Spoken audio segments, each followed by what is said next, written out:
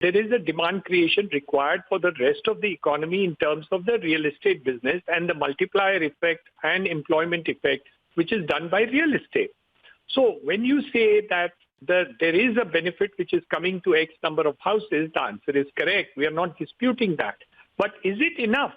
It's like saying that I've got cancer and I want to take crocin.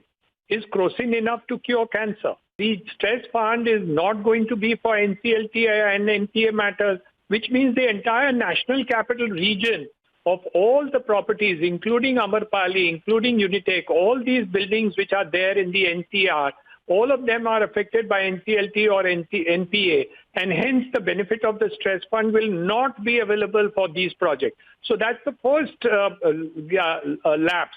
Number two lapse, which I think is very important, is the fact that when you say and you put a rider that these stress funds will only be for affordable and middle class. When we do projects which are complete, which have studio apartments, 1 bedroom, 2 bedroom, and 3 bedroom. Now, if you make 10 flats out of 500 into flats which will be of 3 bedrooms, that may not be considered as middle income and affordable. So then what happens? The demand creation side has only taken into consideration of government servants who are already benefited with the 7th Pay Commission. They are further benefited by home loans, which I think is a very good thing that has happened.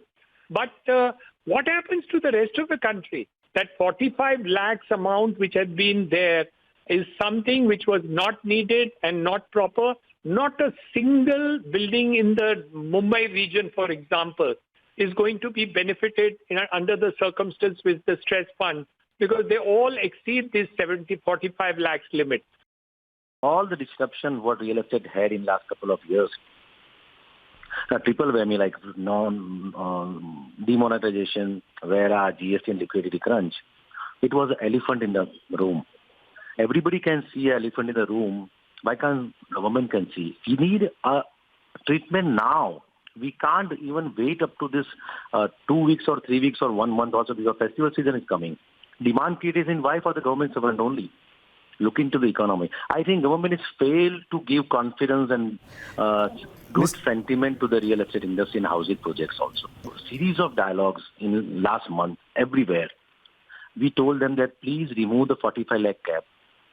What they have they put, it was not in the history since last 45-50 years. They have increased the limit of the interest benefit from 2 lakh to 3.5 lakh. But it was not cap earlier.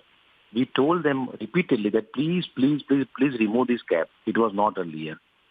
We have not seen any tangible or any quick decision for the demand creation in the speech and in budget also.